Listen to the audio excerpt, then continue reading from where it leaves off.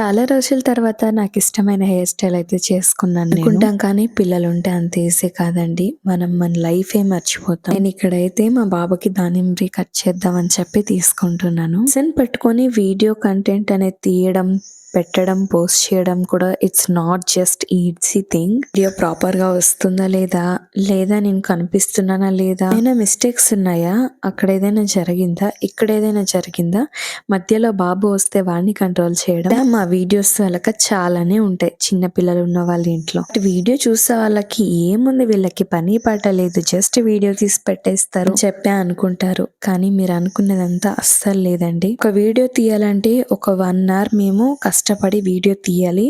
అందులో కూడా ఎడిటింగ్స్ పోగా ఇదిగోండి ఈ వీడియో మాత్రమే మిగులుతుంది. వీడియోస్ తీసేది ఒక ఎత్తు అయితే మళ్ళీ దాన్ని అంతా కూడా ఎడిటింగ్ చేసి వాయిస్ ఓవర్ ఇచ్చేది ఇంకొక ఎత్తు. ఇంత కష్టపడి ఒక వీడియో మళ్ళీ పోస్ట్ చేయడానికి టైం తీసుకొని పోస్ట్ చేయాలి. అంతా కూడా పోస్ట్ చేశాక ఇక లైక్స్ వస్తాయంటే లైక్స్ రావండి, కామెంట్స్ వస్తాయంటే కామెంట్స్ కూడా లేదు, వ్యూస్ అస్సలే వెళ్ళవు. ఇలాంటప్పుడే టాలెంట్ ఉన్న వాళ్ళు కూడా వెనకడుగు వేసేస్తారు. ముందడుగు ఎవరు వేస్తారు చెప్పండి? లేని వాడికి మోటివేట్ చేస్తేనే వాడు నడిచి ముందుకెళ్ళగలడు. అంతేనా?